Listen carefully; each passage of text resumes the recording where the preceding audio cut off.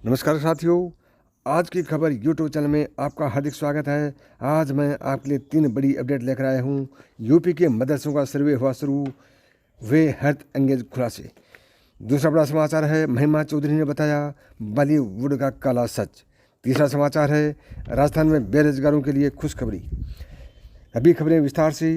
UP में मदरसों का सर्वे कराने के मुद्दे पर भले ही AIMIM सांसद असदुद्दीन ओवैसी और जमीयत उलेमा ए हिंद के अध्यक्ष मौलाना सैयद असद मदनी भले ही आग उगल रहे हों, लेकिन CM योगी इसे बेपरवाह हैं। उनके निर्देश पर पूरे यूपी में मदरसों के सर्वे का काम शुरू हो गया है। अभी तक की पड़ताल में एक गैर मान्यता प्राप्त मदरसे का पता चला है।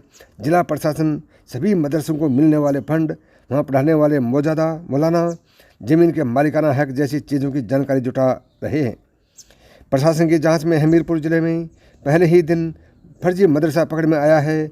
वह मदरसा बिना सरकार से मान्यता लिए गुपचुप रूप से चलाया जा रहा था। इसी तरह से अलीगढ़ में भी 2 मदरसे बिना मान्यता के चलते हुए पाए गए।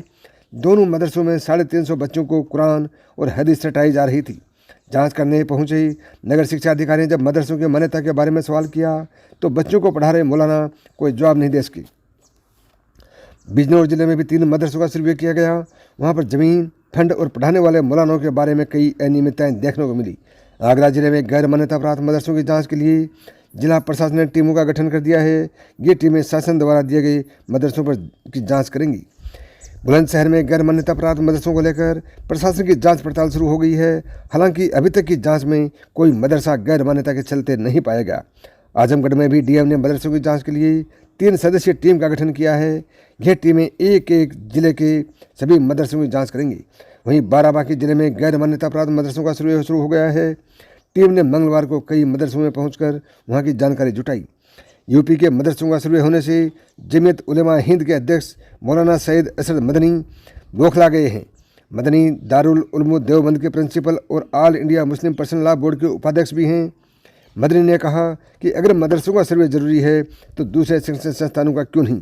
उन्होंने कहा कि मदरसों में शुद्ध धार्मिक शिक्षा दी जाती है और यह अधिकार हमें देश के संविधान द्वारा दिया गया है। यहाँ आतंकवाद के लिए कोई जगह नहीं है। मदरसों का अस्तित्व देश के विकास के लिए है। मदरसों के दरवाजे हमेशा सबके लिए खुले हैं। वहीं यूपी के अल्पसंख्यक कल्याण मंत्री धर्मपाल सिंह ने कहा है कि मदरसों का सर्वे एक अच्छा काम है। इससे मदरसों में पढ़ने वाले बच्चों को बेहतर शिक्षा मिलेगी, उनका बेहतर स्वास्थ्य हो, इसके लिए सर्वे करवाया जा रहा है। उन्होंने कहा कि इस सर्वे की मंशा बहुत ठीक है और इस पर अनावश्यक रूप से ज़्यादा बयानबाजी नहीं करनी चाहिए। दूसरा बड़ा समाचार है, महिमा चौधरी ने बताया था बॉलीवुड का काला सच। का फिल्मों के लिए ऐसी हीरोइन चाहते हैं। महिमा चौधरी आज यानी 13 सितंबर को अपना 49वां जन्मदिवस मना रही है। इस मौके पर उनका एक पुराना बयान सुर्खियों में है, जिसमें उन्होंने बॉलीवुड इंडस्ट्री के काले सच का खुलासा किया था। महिमा चौधरी बॉलीवुड के टैलेंटेड एक्ट्रेस में से एक हैं। फिल्म परदेश से डेब्यू करने के बाद वह रातों रात स्टार बन गई थी। इसके बाद वह कुछ ही फिल्म में नजर आई और बाद में लाइमलाइट से दूर हो गई। फिल्मों में भले ही वह एक सहमी आवाज़ और शोक अदाओं वाली लड़की के किरदार में नजर आई हूँ, लेकिन समय समय पर किसी भी अहम मुद्दों पर बेबाकी से अपनी राय रखती दिखी थी। बॉलीवुड को लेकर भी उन्होंने निडरता से एक खुलासा किया है। दरअसल महिमा चौधरी ने एक इंटरव्यू के दौरान फिल्म इंडस्ट्री के काले सच का खुलासा करते हुए फीमेल एक्ट्रेस को लेकर रही असमानता का जिक्र किया था। एक्ट्रेस के मुताबिक इंडस्ट्री एक ऐसी स्थिति में पहुंच रही है जहां अभिनेत्रियों को अच्छा मौका दिया जा रहा है, उन्हें बेहतर पैसे और विज्ञापन मिलते हैं, वह अब मजबूत स्थिति में हैं। पहले के मुकाबले अब हीरोइनें ज़्यादा पावरफुल पोजीशन और रोल में हैं। महिमा चौधरी ने बताया था कि पहले जैसे ही कोई हीरोइन किसी को डेट करना शुरू करती या फिर उसकी शादी की खबरें आती तो इंडस्ट्री उसे कन्नी काट लेती। उस समय इंडस्ट्री की ऐसी हीरोइन चाहती थी जिसने किसी तक कोई जानकारी नहीं रखी हो। अगर आप किसी को डेट कर रहे हों तो चर्चाएं शुरू हो जाती थी कि ओह ये डेट कर रही है। अगर आप शादीशुदा हैं तो फिर भूल ही जाओ कि तुम्हारा करियर तो ख़त्म। अगर बच्चा हो गया तो समझ लो कि करियर एकदम ख़त्म। साल 1977 में फिल्मों में एंट्री के कुछ ही समय बाद महिमा चौधरी ने बिजनेस बॉबी मुखर्जी से शादी कर ली थी। हालांकि बाद में उन्होंने तलाक ले लिया।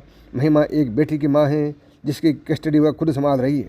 कुछ समय पहले एक्ट्रेस ब्रेस्ट कैंसर से लड़ाई लड़कर उभरी हैं। वह कंगना रनौत की फिल्म में भी अपनी वापसी के लिए तैयार हैं। तीसरी व अंतिम बड़ी खबर है, राजस्थान में बेरोजगारों के लिए खुशखबरी। गहलोत कैबिनेट ने इस प्रस्ताव को मंजूरी दी। जाने क्या प्रस्ताव हो। प्रदेश के बेरोजगार युवाओं के लिए खुशखबरी सामने आई है। अब अगली भर्ती प्रक्रियाओं की परीक्षाओं में शामिल होने वाले अभ्यर्थियों को ऊपरी आयु सीमा में 2 साल की छूट मिलेगी। मुख्यमंत्री अशोक गहलोत कैबिनेट ने सर्कुलेशन से इस प्रस्ताव को मंजूरी दे दी है। अब फाइल राज्यपाल के पास भेजी गई है।